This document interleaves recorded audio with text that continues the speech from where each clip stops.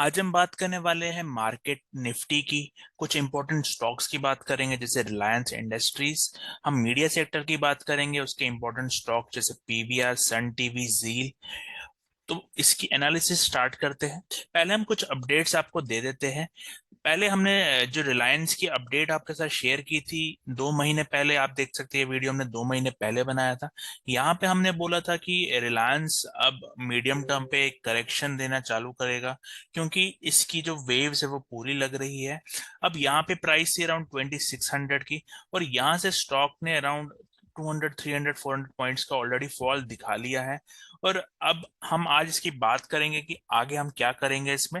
But ये देखिए, आप अगर आपको वेव एनालिसिस आती है तो कैसे आप अहेड ऑफ द वेव रहते हैं कि आगे क्या हो सकता है, कुछ प्रॉबल मूव्स क्या है, ये सारी चीजें आपको पहले पता चल जाती है। बात करें अगर मीडिया सेक्टर की, तो पीवीआर एक ऐसा स्टॉक था जहां पे हमने सेल दिया था। ये प्राइस 1778 पे हमने ये एनालिसिस की थी जो थी 1 महीने पहले। तो यहाँ से हमने बोला था कि मैंने 4 आवर टाइम स्ट्रक्चर, यहाँ पे एक डाइवर्जेंस आ गया है, प्राइस एक सप्लाई जोन में है। यहाँ से आपको एक अच्छा फॉल दिखा सकता है ये स्टॉक। और यहाँ से आप देखिए इसी जोन से स्टॉक ने थोड़ा अपसाइड जरूर दिया, बट यहाँ से फिर से एक ऐसा फॉल दिखाया जो हम एक्सपेक्ट कर रहे थे। बात करें अगर दूसरे मीडिया स्टॉक की जैसे जी एंटरटेनमेंट में, हमने यहाँ पे बोला था कि वेव में यहाँ पे कुछ अपसाइड मिलेगा, बट उसके बाद आपको फिर से एक डाउन साइड मिलेगा। अगर आप जी एंटरटेनमेंट की बात करें तो हम पहले 1 आवर में आ जाते हैं। हम इसी एरिया में थे जहां पे ये अपसाइड देखिए, इस एरिया में हम आए थे। 260 का प्राइस था, यहाँ से हमने अपसाइड एंटिसिपेट किया था। तो यहाँ से एक अपसाइड आया 280 तक, बट फिर से ये जो लो है फिर से ये ब्रेक हो गया है। और हमने यहाँ पे यही ये बोला था कि ये जो अपसाइड आएगा इसके बाद फॉल आएगा इसमें। तो ये सारा वेव एनालिसिस के एक्सपेक्ट में ही हमने ये प्रिडिक्ट किया था। बात करें अगर सन टीवी की, तो हमने बोला था कि अगर मीडिया सेक्टर की बात करें तो यही एक स्टॉक है जो एज ऑफ नाउ स्ट्रांग लग रहा है, क्योंकि यहाँ मैकडी पे मोमेंटम काफी ज्यादा है। और यहाँ पे अगर डिप्स आती है उसमें आप बाई करना। तो यहाँ पे अगर आप देखें, ये वो चार्ट था, इस एरिया से यहाँ से डिप्स आई है आपको। यहाँ मोमेंटम जो हम बात कर रहे थे वो मोमेंटम स्ट्रांग था। यहाँ पे जो डिप्स आई है उसके बाद अभी आप देखिए तो प्राइस ने फिर से वो स्विंग हाई ब्रेक कर दिया है। तो जो हमने यहाँ पे प्रिडिक्ट किया था कि यहाँ पे आप डिप्स पे बाई करना, तो वो भी यहाँ पे सक्सेसफुल प्रूव किया है। तो पहले हम अब आगे की आज एनालिसिस स्टार्ट करते हैं।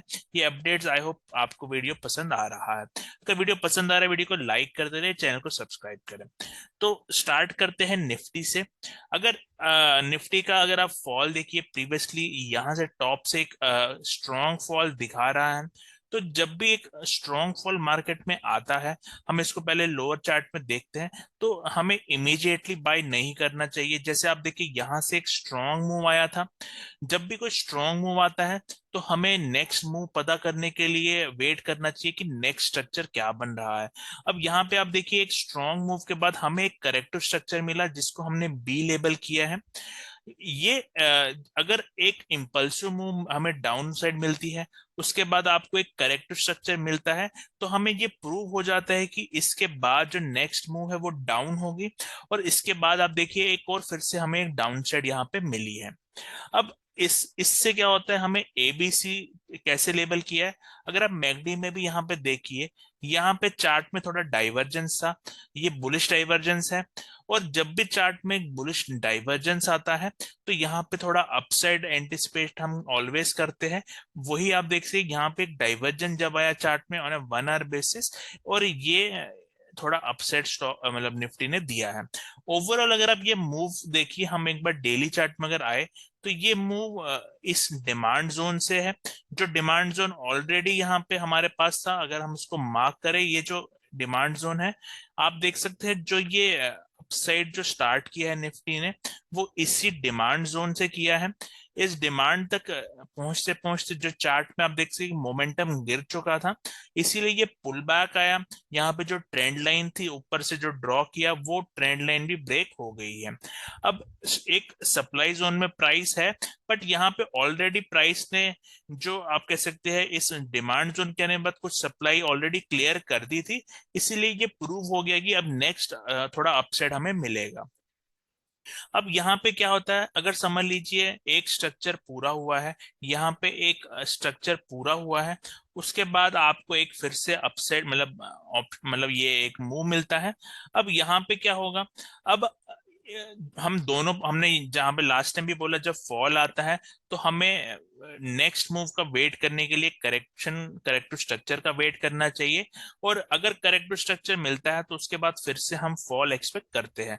वैसे ही अब अगर समझ लीजिए यहाँ पे एक ट्रेंड लाइन ब्रेकआउट हुआ है, तो हम यहाँ पे वेट करेंगे एक करेक्टिव स्ट्रक्चर, एक करेक्शन का। अगर ये करेक्शन आपको मिलती है, और इस करेक्शन के रूल्स क्या है कि आपका जो लो है वो ब्रेक नहीं होना चाहिए। अगर ये लो ब्रेक नहीं होता तो इसका ये मतलब हो जाएगा कि ये इम्पल्स करेक्शन वाला स्ट्रक्चर है, और फिर से एक impulsive move to the upside आपको मिलेगी।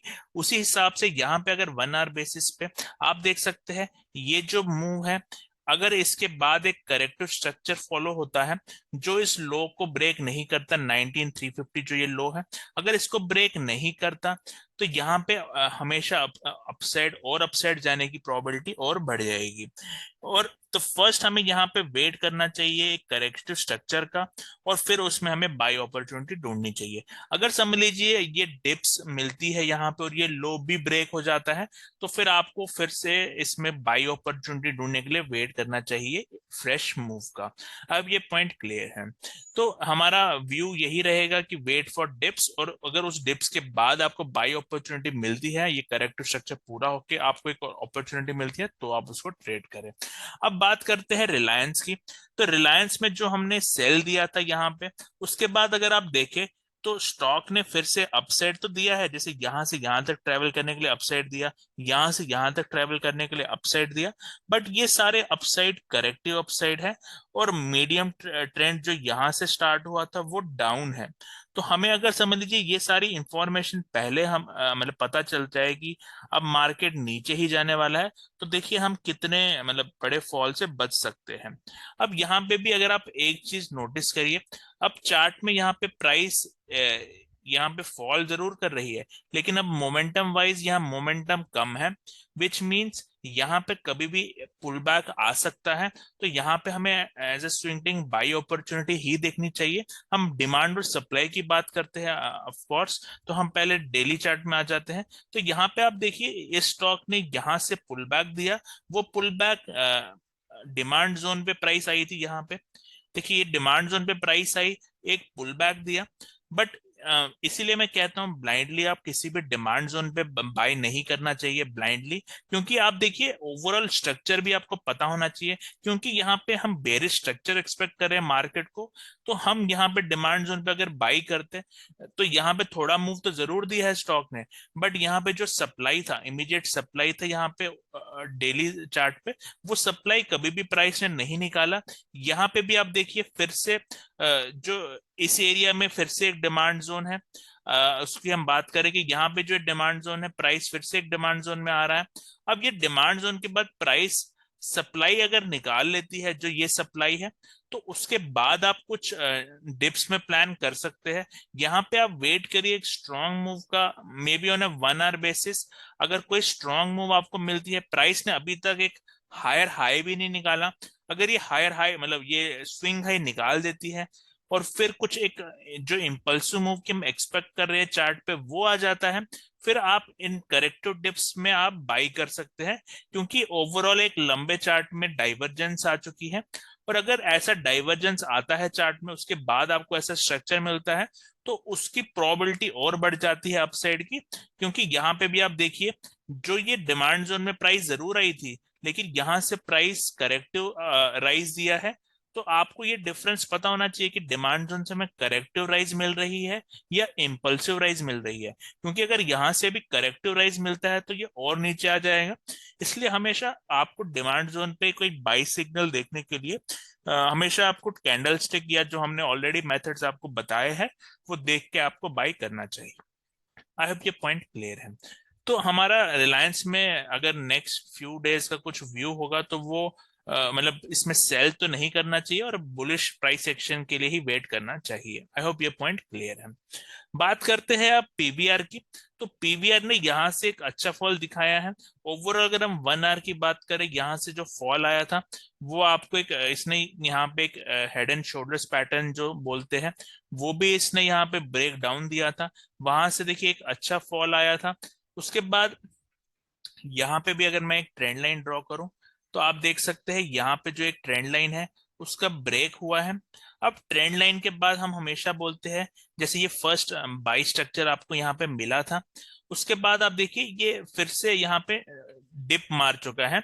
बट हमें फिर से वो बाई अपॉर्चुनिटी यहाँ पे जो मिली है, वो अभी अभी भी कोई कन्विंसिंग बाई अपॉर्चुनिटी नहीं मिली है, क्योंकि ये जो हाई और लो है इसके बीच में ही प्राइस ट्रेड कर रही है। अगर यहाँ पे समझ लीजिए थोड़ा अपसाइड आपको मिलता है, इस एरिया के ऊपर भी प्राइस निकल जाती है, तो अभी भी ये एक बोलते हैं ना एक रिस्क रिवॉर्ड। क्योंकि जो 4 आवर का अगर आप पिक्चर देखिए, तो ये ट्रेंड यहाँ से यहाँ तक प्राइस आई है। मे बी अब ये पुल बैक हो या ये नेक्स्ट बाई अपॉर्चुनिटी है, ये यहाँ पे रिस्क रिवॉर्ड उतना अच्छा नहीं बैठ रहा।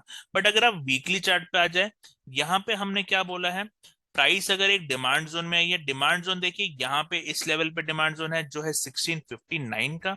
अगर ये प्राइस यहाँ पे आती है और फिर आपको कोई बाई अपॉर्चुनिटी देती है, तो फिर उसको बेटर उस एरिया में बेटर है डिमांड जोन के पास में अगर आप इस बाई को ले, क्योंकि उधर आपकी प्रोबेबिलिटी ज्यादा बढ़ जाती है। बट ऐसा नहीं होना चाहिए जैसे रिलायंस के केस में हमने बोला कि डिमांड जोन में आने के बाद प्राइस ने करेक्टिव राइज दिया। तो अगर वो पीवीआर में इस डिमांड जोन में आने के बाद एक करेक्टिव राइज देता है, तो ये और फॉल करेगा। तो हमें वेट करना है एक impulsive move from the demand zone. अब बात करते हैं हमारे जो जील की। तो जील भी अगर आप वीकली चार्ट देखिए, एक डिमांड जोन के काफी पास में है। अगर मैं उस डिमांड जोन की बात करूं, तो वो डिमांड जोन है अराउंड 246 पे। 246 टू 225 एक स्ट्रॉन्ग डिमांड जोन लग रहा है अभी चार्ट पे। और जो इसका ये मतलब मूव है अभी तक, जो कह रहे कि जिस तरह से ये डिमांड जोन पे आ रहा है, वो काफी करेक्टिव लग रहा है, क्योंकि स्लो एंड स्टेडीली प्राइस नीचे आ रही है। विच मीन्स कभी भी प्राइस जब 246 में के एरिया में आएगी, तो यहाँ पे बहुत ही अच्छी अपॉर्चुनिटी आपको मिल सकती है। इस एरिया में आके प्राइस ने अगर आपको फिर से एक बाई स्ट्रक्चर दिया, तो आप उसको लेके इसमें स्विंग ट्रेड कर सकते हैं। और इसमें हम फिर से एक्सपेक्ट करें कि जो ये 290 के लेवल्स है वो फिर से इसमें आएंगे, मे बी यहाँ से या और नीचे से, बट ये वाले लेवल्स इसमें आ सकते हैं, क्योंकि अभी का जो भी इसमें प्राइस एक्शन है काफी करेक्टिव है। और ये सारे बाई अपॉर्चुनिटी है आपके पास मीडियम टर्म पे, और ये जो हाई है वो आपको फिर से निकालता हुआ दिखाई देगा। तो अगर आपके पास पेशेंस है, तो आप वेट करिए इन डिमांड जोन्स का और उसमें आप एंट्री करें। अब ये पॉइंट क्लियर है। तो बात करते हैं अब सन टीवी की। सन टीवी की लास्ट टाइम हमने जो एनालिसिस की थी, हमने बोला था कि यहाँ पे बाई ऑन डिप्स है, और आप उन बाई मतलब उन डिप्स के बाद स्टॉक ने इसी डिमांड जोन पे डिप मारी और यहाँ पे फिर से एक स्विंग हाई ब्रेक किया है। बट अगर आप डेली चार्ट पे वापस आ जाए, तो यहाँ पे अभी जो मोमेंटम इस स्विंग में था और जो मोमेंटम इस स्विंग हाई में है, तो आप देख सकते हैं चार्ट में एक डाइवर्जेंस आ चुका है।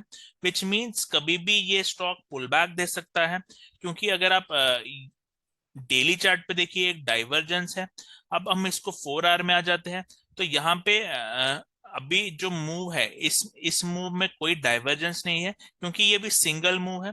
विच मीन्स यहाँ पे अगर यहाँ पे फिर से ऐसा कुछ करेक्शन बन के फिर से एक अपसेट जाता है, और उस टाइम पे यहाँ डाइवर्जेंस आ जाता है, ऑन ए डेली बेसिस ये लास्ट वेव चल रही है।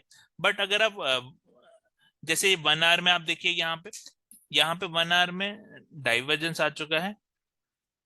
तो तो यहाँ पे आपको पुल बैक जरूर मिलेगा, बट उस पुल बैक के बाद यहाँ पे फिर से एक अपसेट जरूर आ सकता है। बट उसमें आप बाई ना करें, क्योंकि जो डेली चार्ट का मोमेंटम है वो वीक हो रहा है। अब ये स्ट्रेंथ कब कंफर्म होगी, अगर ये जो प्रायर मोमेंटम है इस मोमेंटम के पार गया ऑन अ डेली बेसिस, या even on a hourly basis. अगर आप देखिए यहाँ पे भी अगर आपको बाई करना है इसको, तो यहाँ पे मोमेंटम को प्रूव कर देना चाहिए कि ये मोमेंटम इसमें आ गया है।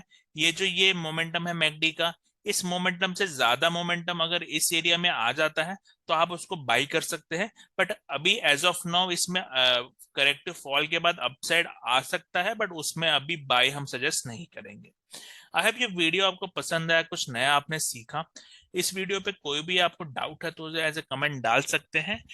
ये वीडियो आपको पसंद है, वीडियो को लाइक करिए, चैनल को सब्सक्राइब करिए। Thank you.